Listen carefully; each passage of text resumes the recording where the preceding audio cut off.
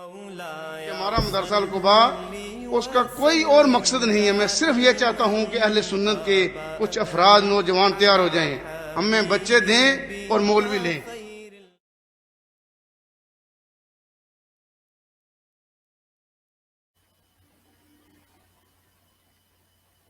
अल्हम्दुलिल्लाह अल्हम्दुलिल्लाहि रब्बिल आलमीन वल आक़िबतु लिल मुत्तक़ीन वस्सलातु वस्सलामु अला रसूलिहिल करीम व अला आलिहि व अस्हाबिहि अजमईन अम्मा बअद फ़अऊज़ु बिल्लाहि मिनश शैतानिर रजीम बिस्मिल्लाहिर रहमानिर रहीम रब्बि इश्रह ली सदरी व यस्सिर ली अमरी वहलुल उक़दतम मिन लिसानी यफ़क़हू क़ौली।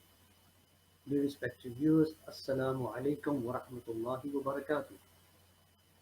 I hope, I pray that you're all in the best of health and Imam, and welcome to you all. Thank you for joining in for another live reminder.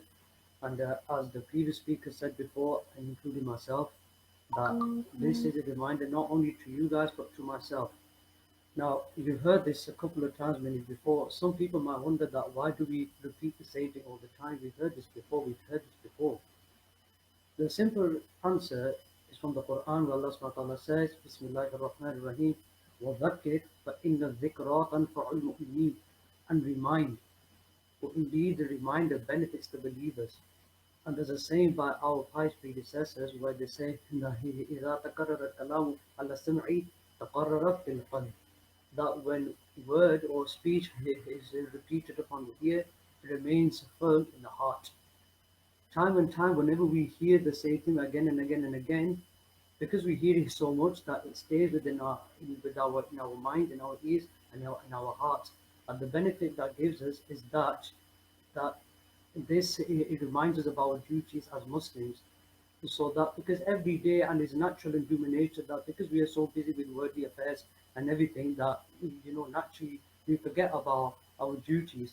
So it is always good that we have to always keep on being reminded and reminded again and again. So for this reason, this is actually the main purpose of the reminders. Uh, and I will get on to my topic, but I just wanted to give this a quick introduction to as to why reminders are very important. And I pray, inshallah, that we can all continue to be reminded for the rest of our lives until the grave, inshallah ta'ala.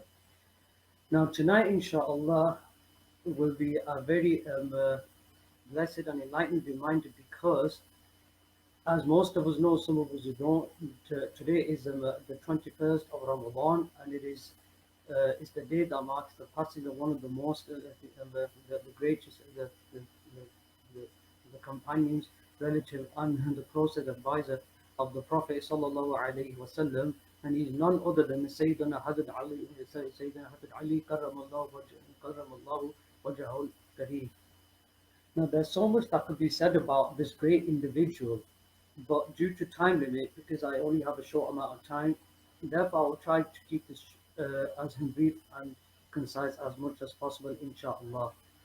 My reason also to talk about this great man is so that we can learn from his life and example.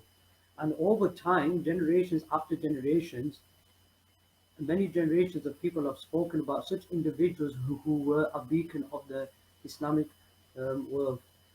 For this reason, I chose to talk about this, the, the particular individual which I intend to shed some light on in this short time that I have. Now, firstly, I would like to begin with the blessed knowledge of Sayyidina Hazrat Ali Karramallahu Wajhahul Kareem, where the Prophet Sallallahu Alaihi Wasallam said in a famous hadith that I am the city of knowledge and Ali is its door.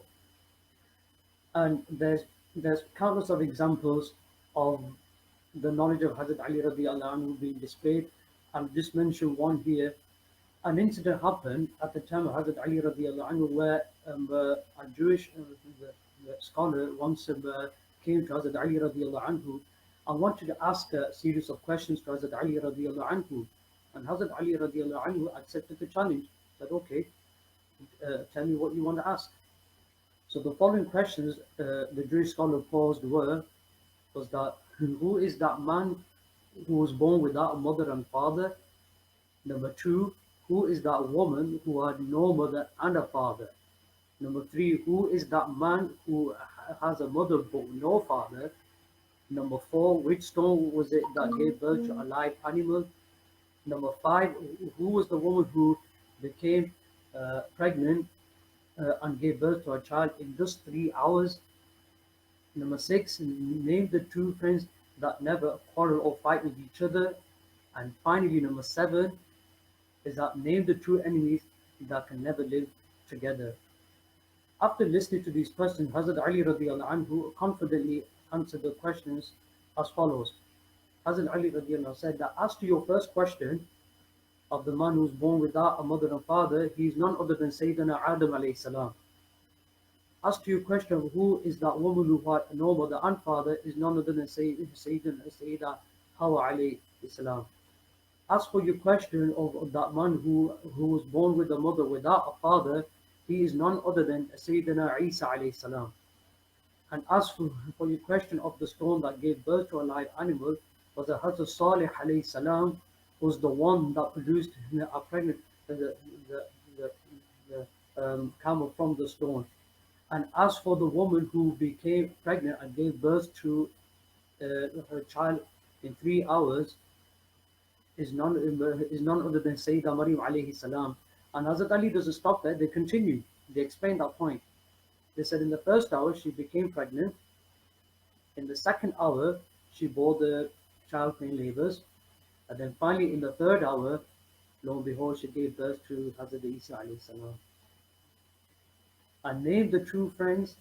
As for that question, the true friends that quarrel and fight with each other are who? Is the soul and the body. Subhanallah, a great companion is that, isn't it?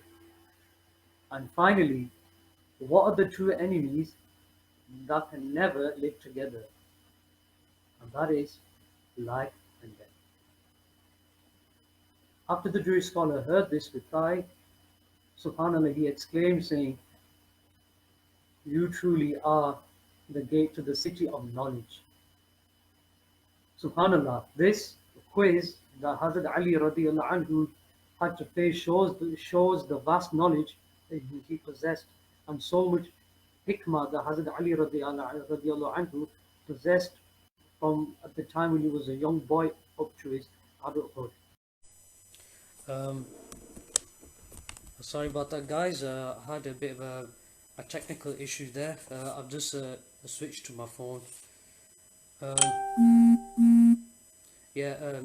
Sorry, as I was saying, I was talking about the knowledge of Hazrat Ali radiallahu anhu, where the Jewish asked several questions to Hazrat Ali radiallahu anhu, and they managed to confidently answer the questions to them. And after hearing the answers from their question, the Jewish scholar became astounded by his answers. They said that, you know what, you truly are the gate to the city of knowledge. That this shows that even a Jewish scholar, and not a Muslim scholar by the way, a Jewish scholar, a non-Muslim admired and looked up to and aspired to the knowledge of Hazrat Ali radiallahu anhu, that even so much so that they called him the city of knowledge. Now if this is the capability of the person who is the door to the city of knowledge, then what is the level of knowledge that's possessed by our Prophet Muhammad sallallahu alaihi wasallam? This is just one little piece of example that I've already just demonstrated by Hazrat Ali radiallahu anhu. Now I'd like to move on to the relationship between the Prophet sallallahu alaihi wasallam and Hazrat Ali radiallahu anhu. Now, what was the relationship between the Prophet sallallahu alaihi wasallam and Hazrat Ali radiallahu anhu? Hazrat Ali radiallahu anhu was the first cousin of the Prophet sallallahu alaihi wasallam through the Prophet sallallahu alaihi wasallam's uncle Hazrat Abu Talib. Not only that, Hazrat Ali radiallahu anhu had the honor of not only being a family member of the Prophet sallallahu alaihi wasallam, but also being the son-in-law of the Prophet sallallahu alaihi wasallam through the marriage of the Prophet sallallahu alaihi wasallam's daughter Hazrat Fatima az-Zahra radiallahu anha. Abu Talib had many children, but unfortunately they were not very well off. Now the Prophet sallallahu alaihi wasallam, out of their extreme love and compassion for their uncle, they decided to take Hazrat Ali radiallahu anhu under his wing and to raise him up as his own son. And when the Prophet ﷺ announced the prophethood, Hazrat Ali radiallahu anhu, without any hesitation, and at the age of 8 years old, it was said, a narration said, at the age of 8 years old, he became one of the first child to enter into the fold Islam at such a young age. Subhanallah, this is again a sort of a good example for even children to look, if they want to really look up to, inspire to, of an example of a young role model. Hazrat Ali radiallahu anhu from a young age is a good prime example as one. Another thing I like to mention, which is not a very long story, which it is very brief and concise, is that unfortunately it's a sad reality. Before I mention this, is because this is a very important lesson that I want to mention, and the sad thing is that because we as Muslims, we claim to love Allah and His Rasul, and we claim that we follow them, and that we love them from our hearts and mind. But unfortunately, and I include myself this as well, I've been guilty of this as well, probably still now, but the problem is that we do not display this in our character. When you love somebody, it's natural that you would emulate that person, and we need to really try and do this as much as possible, especially when it comes to matters of our deen. When Allah subhanahu wa ta'ala sends a certain people, somebody to test us, the majority of the time we fail at this, either because due to our lack of knowledge of the Prophet ﷺ, the rightly guided Khalifas and the companions, all of them. Again, there are countless of incidents which we can take benefit from the life of Hazrat Ali radiallahu anhu, and I'll mention this one now. And this happened at the time of the battle of the Trench, Khandak, the Battle of Khandak as it's called.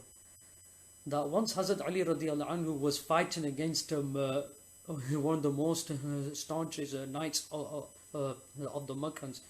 He was known as Amr ibn Abdul Wud.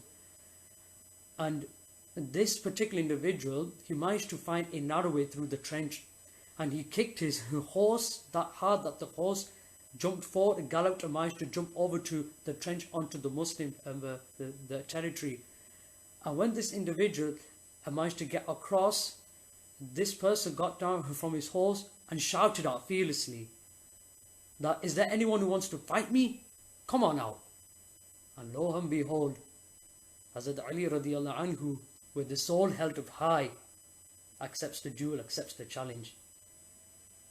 And as they both come face to face, the duel begins. When Hazrat Ali radiallahu anhu defeats him and was about to take him out, this enemy of Islam, before Hazrat Ali radiallahu anhu was about to take him out, he spat on the beautiful face of Hazrat Ali radiallahu anhu.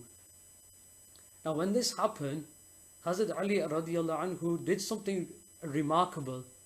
Hazrat Ali radiallahu anhu dropped the sword on the floor and walked away, did not react, not get angry. Upon hearing this, this enemy of Islam questioned him that, "You were so keen to fight me, you beat me, you got me down on the ground, you had a chance to finish me off. What stopped you from killing me off? What happened? What made you slumber?" And upon that remark, Hazrat Ali radiallahu anhu turned to this man, this enemy of Islam who he could have finished off, and said to him, "I am wielding the sword for the sake of Allah. I am a servant of Allah. I am not under the command of my body. I am the lion of Allah, Asadullah." This was one of the nicknames that was given to Hazrat Ali radiallahu anhu. That I am the lion of Allah, I am not the lion of my passions. My deeds bear witness to my religion. Anger is a king of kings, and to me it is a slave. They refer this to the anger. Even anger I have bound under my bridle. My stinginess is for the sake of Allah. I only belong entirely to Allah subhanahu wa ta'ala, to nobody else.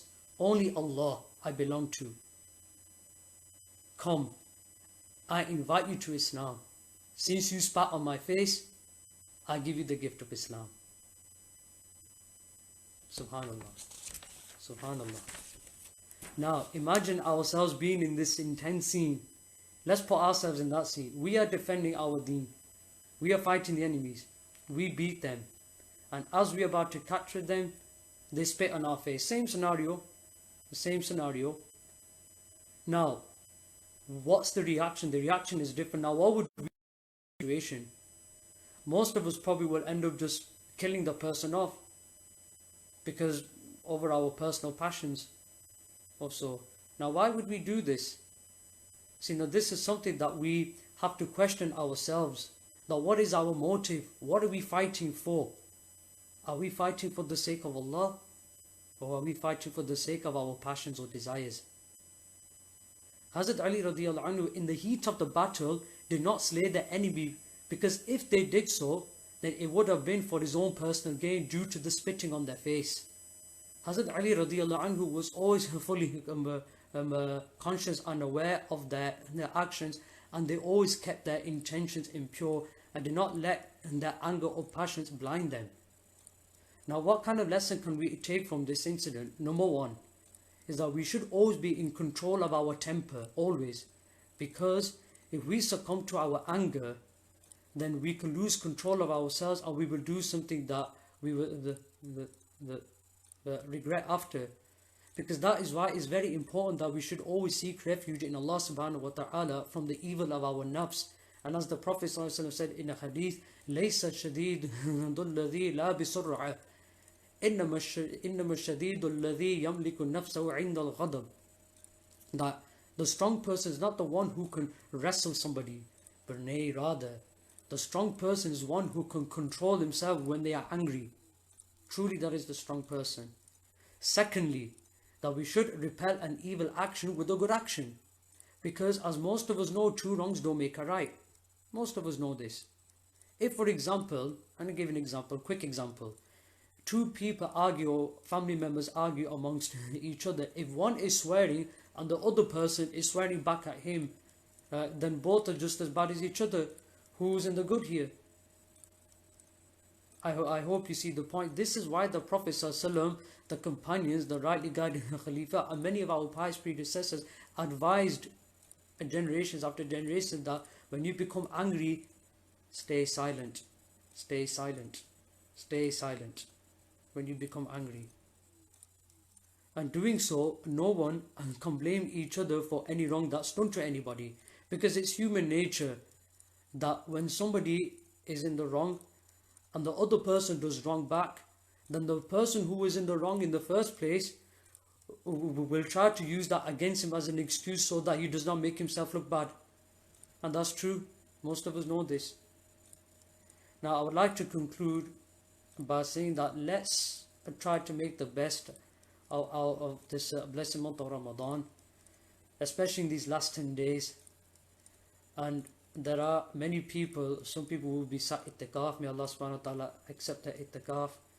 And that may Allah subhanahu wa ta'ala, I make dua that Allah subhanahu wa ta'ala removes this affliction of the coronavirus from all of us. And I pray that Allah subhanahu wa ta'ala accept all our actions and forgive us for our sins and have mercy upon our souls. And I humbly request the viewers to please make dua for this lowly weak servant of Allah ta'ala. And make dua for the ummah, please. Please make dua for the ummah, please. Please keep me in your duas, and I will remember you in my duas. Ameen. أقول قولي هذا واستغفر الله لي ولكم ولسائر المؤمنين والمؤمنات إنه غفور رحيم وآخر دعوانا أن الحمد لله رب العالمين. جزاكم الله خير.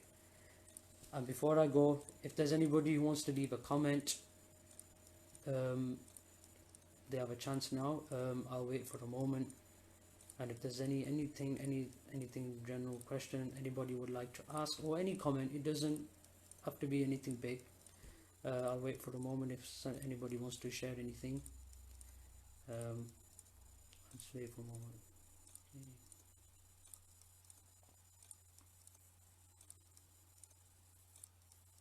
Seems everybody's satisfied with the live. Yep, that's fine. That's okay. I'll leave you on that note. And thank you again for watching. Take care, everybody. Assalamu alaikum wa rahmatullahi wa barakatuh.